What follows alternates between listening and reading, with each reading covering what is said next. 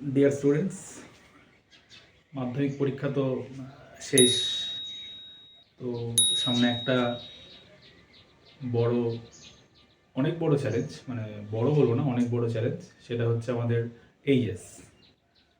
তো মাধ্যমিক পরীক্ষা দেওয়ার পরে যারা ভালোবেসে সায়েন্স নিচ্ছ, কারো দেখে নয়, ভালোবেসে সায়েন্সের সাবজেক্টগুলোকে ভালোবেসে যারা সায়েন্স নিচ্ছ, তাদের জন্য অঙ্ক একটি গুরুত্বপূর্ণ বিষয় হতে চলেছে। তো সেই অঙ্ক বিষয়টির সিলেবাসটি ক্লাস 11-এর ঠিক এইভাবে সাজানো হয় যে সবার প্রথমেই তোমরা দেখবে বইয়ে রাখা হয় সেট। ঠিক আছে? তো ক্লাস 11-এর প্রথম চ্যাপ্টার আমরা সেই সেট দিয়েই শুরু করছি। তো অনেকে অনেকভাবেই শুরু করতে পারে, সেট ছাড়া অনেক কিছুতেই শুরু করতে পারে, কিন্তু ব্যক্তিগতভাবে আমি মনে করি সেট দিয়ে যদি শুরু নাই করি ক্লাস 11-এর অঙ্কটা, তাহলে অনেক কিছু মিস হয়ে যাবে, বা বলা যেতে পারে বেসিক জিনিসগুলো আমরা শিখবো না শিখে অনেক কিছু জাম্প করা হবে। তাই আমাদের প্রথম ক্লাসটাই হচ্ছে সেটের ওপরে। ঠিক আছে? তো আমরা প্রথম ক্লাস সেট, বেশি ডিটেলস আজকে প্রথম ক্লাসে যাব না। প্রথম ক্লাসে কনসেপ্ট অফ সেট, সেট যে কী জিনিস, সেটের যে কনসেপ্ট, আমরা ওইটুকু জায়গাতেই সীমাবদ্ধ থাকবো। ঠিক আছে? তো প্রথম ক্লাসটা মন দিয়ে শুনবে। কনসেপ্ট অফ সেট আমি লিখে রেখেছি সেট থিওরেম বলে। আগে জানতে হবে সেট কি। ঠিক আছে? সেট তো অনেক কিছুটি সেট হতে পারে। আচ্ছা, তোমরা এখন অনেকে তো পরীক্ষা দেওয়ার সময় একা যাওনি, হয়তো মাধ্যমিক পরীক্ষা তো কদিন আগে শেষ হলো, হয়তো অনেকে দল বেঁধে 5 জন 6 জন 7 জন 8 জন বা 3 জন তোমরা তো গেছো একসঙ্গে। তাহলে এই যে তোমাদের 4 জন 5 জন 6 জনের একটা দল যারা পরীক্ষা দিতে গেছে, তা সেই 5-6 জনকে আমরা একটা সেট বলতে পারি। ঠিক আছে? বা অন্যরকমভাবে ভাবতে পারো, অনেকভাবে এরকম উদাহরণ হতে পারে। বললাম যে ক্লাস 10-এ যতজন ছাত্রী আছে সবাইকে মিলে একটা সেট তৈরি করো। তারপরে ক্লাস 10-এর যতজন ছাত্রী আছে সবাই মিলে একটা সেট। আমি এই সেটটাকে আরও পার্টিকুলার ওয়েতে বলতে পারি। আমি যদি ক্লাস 10-এর সমস্ত ছাত্রীকে নিয়ে সেট বলি, তাহলে ক্লাস 10-এর যত ছাত্রী আছে সবাইকে মিলে একটা সেট তৈরি হবে। ঠিক আছে? আমি যদি আরেকটু পার্টিকুলার করে বলি যে ক্লাস 10-এর অমুক স্কুলের ছাত্রীগুলোকে নিয়ে একটি সেট তৈরি করো, তাহলে আরও পার্টিকুলার হয়ে যাচ্ছে। আবার আরও পার্টিকুলার করে দিলাম যে ক্লাস 10-এর এ সেকশন বা বি সেকশনের অমুক ছাত্র বা ছাত্রী নিয়ে একটি সেট তৈরি করো, আরও পার্টিকুলার হয়ে যাচ্ছে। আরও যদি এখান থেকে আরও ছোট ছোট জিনিস যদি এর ভেতরে ইনক্লুড করায়, যদি আরও বেশি এখানে আমি শর্ত চাপাই, তাহলে আমার সেটগুলো নিজের মতো করে তৈরি করতে পারছি। তাহলে এইগুলোই হচ্ছে সেট।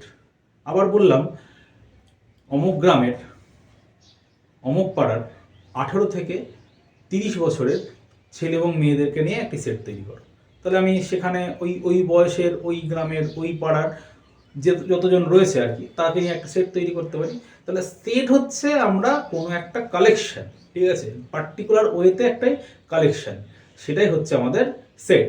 ঠিক আছে? তো আমরা সেটকে কি বলতে পারি? সেটকে যদি আমরা একটা ছোট্ট মানে একটা এক লাইনে বলতে চাই, তাহলে সেট হচ্ছে, তোমরা চাইলে লিখে নিতেও পারো, সেট হচ্ছে a collection of well defined object. collection of well defined object। চিন্তা নেই, বাংলা ইংরাজি দুটো মিশিয়ে লিখতে হবে, কারণ আমাদের ইংরাজি টার্মগুলো সবগুলোই জানতে হবে। এই কারণে আমাদের জানার প্রয়োজন। ইংরেজি টার্ম না জানলে আমরা বিভিন্ন কম্পিটিটিভ পরীক্ষাগুলোতে আমরা কম্পিট করতে পারবো না। ওই জন্য আমরা বাংলা ইংরেজি টার্ম দুটো মিলিয়ে মিশিয়ে আমরা পড়াশোনা করবো, আরও কোনো অসুবিধা হবে না। তাহলে সেট হচ্ছে a collection of well defined object. আমরা যদি সেটকে এক কথায় ডিফাইন করি, তাহলে সেট হচ্ছে a collection of well defined object. ঠিক আছে? এইবার আমি এখন একটা সেট বানাচ্ছি। বললাম যে 1 থেকে 10-এর মধ্যে যতগুলো মৌলিক সংখ্যা বা প্রাইম নাম্বার আছে তার একটা সেট তৈরি করো। তো সেই ক্ষেত্রে আমি 1 থেকে 10-এর ভিতরে মৌলিক সংখ্যা কি কি আছে? সবার আগে 2 আছে, 3 আছে, 5 আছে, 7 আছে। তাহলে 2, 3, 5 এবং 7 এই চারটে জিনিস আমি পাচ্ছি 1 থেকে 10-এর ভিতরে মৌলিক সংখ্যা প্রাইম নাম্বারে। তাহলে এই 2, 3, 5, 7 এগুলো নিয়ে আমি তৈরি করতে পারছি একটা সেট। ঠিক আছে, আর সেটকে সবসময় আমরা এরকমভাবে সেকেন্ড ব্র্যাকেটের ভেতরে সীমাবদ্ধ রাখবো।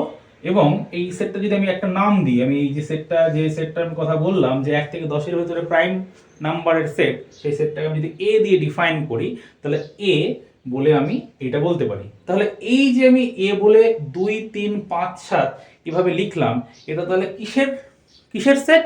এটা হচ্ছে আমার 1 থেকে 10-এর ভেতরে প্রাইম নাম্বারের বা মৌলিক সংখ্যার সেট। এইভাবে আমি ছোট ছোট ওয়েতে আমরা সেটকে ডিফাইন করতে পারি। ঠিক আছে, তো সেটের বেসিক কনসেপ্ট হচ্ছে এইটা।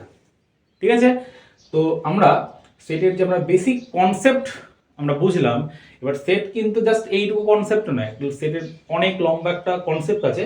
আমরা জাস্ট সেট জিনিসটা কি সেটা জাস্ট আমরা প্রথম ক্লাসে বললাম। এরপরে নেক্সট ক্লাস থেকে সেটা একটা লম্বা ক্লাস চলবে এবং দীর্ঘায়িত ক্লাস চলবে। ধন্যবাদ।